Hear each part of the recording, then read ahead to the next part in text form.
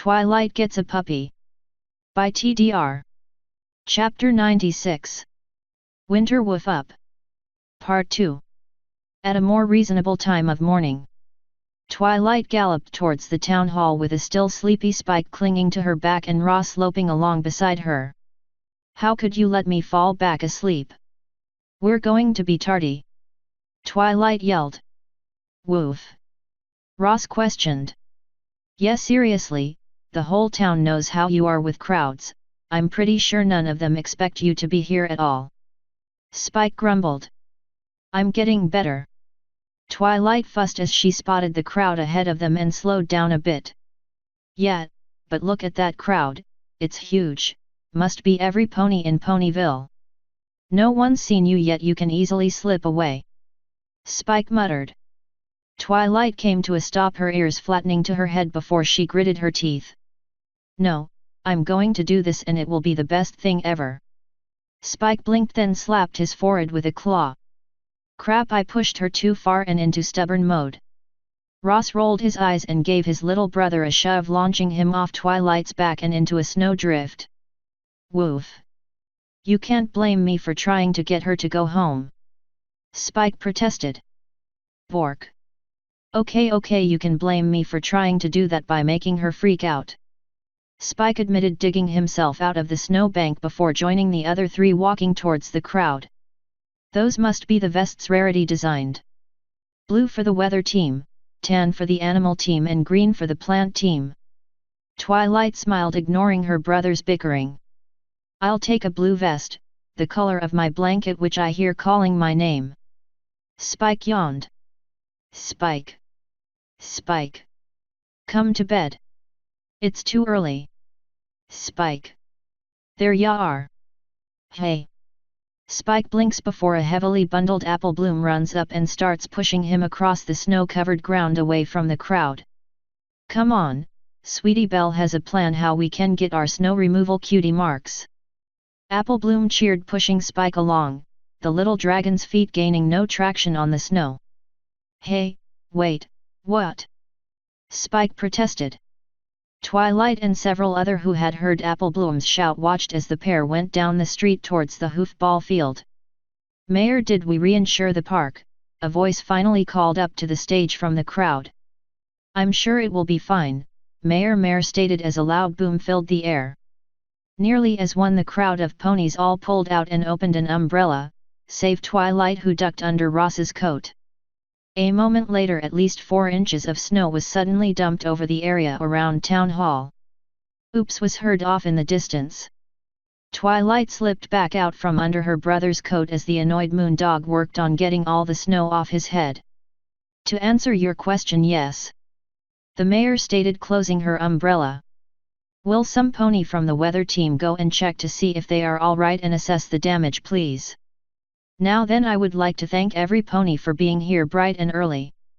We need every single pony to ensure that winter is properly wrapped up this year. Now you all have your vests and teams, so let's do even better than last year and have the quickest winter wrap-up ever." "Oh wow, where do we go? I mean, where would we even fit in? What does every pony even do?" Twilight muttered as the others moved towards their group leaders. "Woof." Ross smirked, pointing upward. "Yes, well, I suppose it's kind of obvious that we are not going to be aiding the weather team," Twilight considered.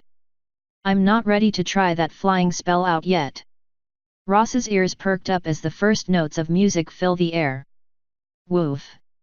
Ross questioned. "I think you all know the song by now." Ross stands there clapping loudly at the sudden song, and even Twilight's musings played into it without breaking the rhythm. "Bark." Ross nodded, fairly impressed but confused at the same time. "Oh, we've been practicing for weeks at the town hall, didn't you see the flyers?" Pinkie Pie popped up, offering a flyer to Ross before she pronked off. The flyer showed the times and planning for the winter wrap-up song practice. Ross blinked, looking at Twilight, who simply shrugged. "Really, with how this town is, I should have expected that. Now let's see what team we're on." Twilight smiled. "**. You're making birds' nests." Twilight tilted her head. Don't the birds do that naturally? Yes, darling, but these nests are special. Rarity smiled, showing off a well-woven nest with several ribbons in it that were sitting on the table before her. The fashionista had made a few nests and each one was quite pretty. Well, it is pretty, but how's it special? Twilight questioned. Simply put, darling, Fluttershy asked some birds one year what they would like to get them to come back the following year. Quite a number of them wanted pretty nests in order to attract mates with more ease. So for the past few years some of us have been working on the nests like this. It has proven to do wonders, and the amount of beautiful birds that come to nest near Ponyville has increased dramatically. While this task isn't priority, it's important enough that at least one pony has been put on this duty for the past few years. Rarity explained. Usually I am selected for my artistic flair. And the fact if she does anything else she whines about thamud. Applejack called as she walked past with the rest of her team, getting a glare from Rarity. Wow, that makes more sense than I thought it would. Twilight admitted. Would you two like to give it a try? Rarity asked. I was hoping Sweetie Belle and her friends would help this year, but if I'm not mistaken they are trying for different cutie marks. Ross simply shrugged and took a seat on the bench as Twilight hopped up next to him. Now then, take some straw, twigs and ribbon from that basket. Rarity blinked as Ross simply dumped the whole thing in front of him, where Twilight had in a matter of seconds organized the sticks, straw and ribbon by different colors, sizes, and thickness. Now just stake a little bit of straw and bend it a little, then a stick to hold it. Oh dear, no, a little less straw, Ross. Wait, no, less sticks. Twilight, not that way. Rarity trailed off, watching the pair work for a moment more before she had to look away. Twilight had made, well, something. It might have been a nest, though the lopsided monstrosity had twigs and ribbon sticking out of it at odd angles, and Rarity was not even sure how it had been possible. Nor was she sure how it acted more like a liquid as it sloshed about when all that it was made of was sticks and straw. Ross on the other hoof had made a perfectly serviceable straw hat. The Moondog looked as confused at his result as the others did. With a sigh he simply flipped it over and showed it could be used as a nest still, with a wide landing pad. There. And it looks just like yours, Rarity. Or not? Twilight sighed, then looked at Ross. How did you make a hat? Well, I suppose that's not bad, Twilight. It needs a bit of work. Rarity placated. Perhaps the birds could use it as an outhouse.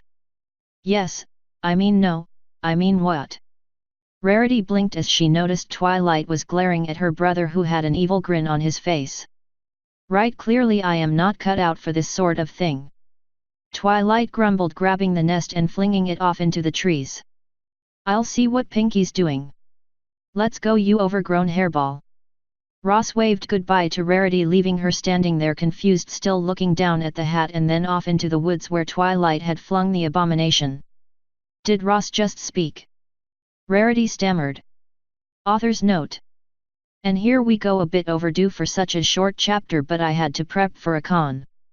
And I burned out a bit after that week of chapters. End author's note. End chapter 96. Winter Woof Up. Part 2.